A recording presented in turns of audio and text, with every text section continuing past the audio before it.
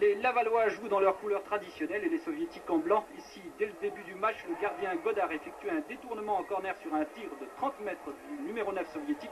Godard excellent tout le long de la partie. Les Soviétiques continuent leur pressing. Ici, un centre de l'aile gauche, tête piquée de Klous qui passe juste au-dessus de la barre transversale. Godard était battu, mais la réussite est toujours du côté lavallois.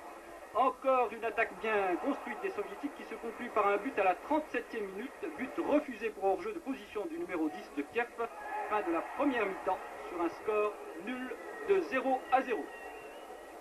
Il fallait attendre la 75e minute de jeu pour assister au premier tir réellement dangereux des Lavallois qui ne sont pas là uniquement pour jouer les figurants, un tir de Stefanini. Le dernier quart d'heure particulièrement pénible pour Laval, et Godard devra encore réaliser des prouesses pour sauver son équipe, comme sur ce coup franc tiré par Blokin. Blokin, la vedette de Kiev que l'on va retrouver à la fin de cette action, après un balai aérien entre Soviétiques et Lavallois, Blokin reçoit la balle et tire à côté de la cage gardée par Godard. Dernière action dangereuse de ce match, score 0-0. Avoir pratiqué par le Dynamo de Kiev, c'est le jeu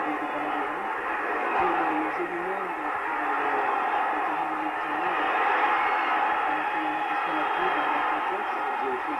c'est de les jouer conscience pour aider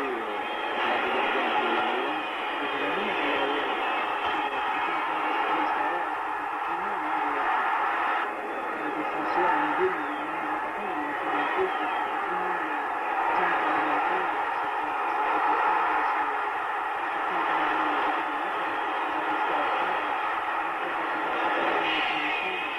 ces résultats sont peu connus, il va falloir un avis à la balle sur le jeu. Comment est-ce que vous voyez ce match au retour? Je le vois difficile.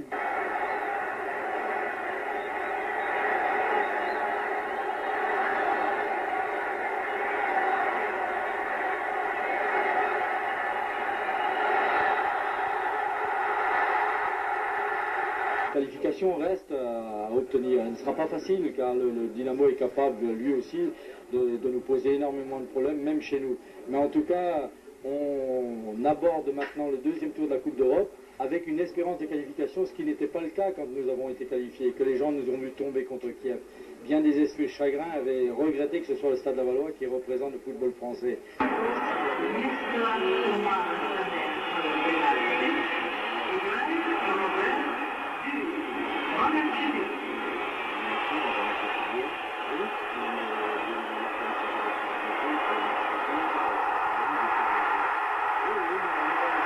Favorable. On sait très bien qu'à l'extérieur, bien des choses jouent en la faveur de l'équipe locale, ne serait-ce que le poids du public qui pèse sur l'arbitrage.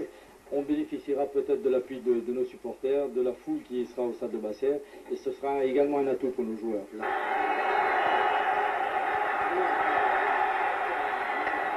Pour vous, ça a été une soirée très très chaude, tandis que Mikhailov, lui, se refroidissait dans sa cage. Moi, j'espère que ce sera le contraire en Laval.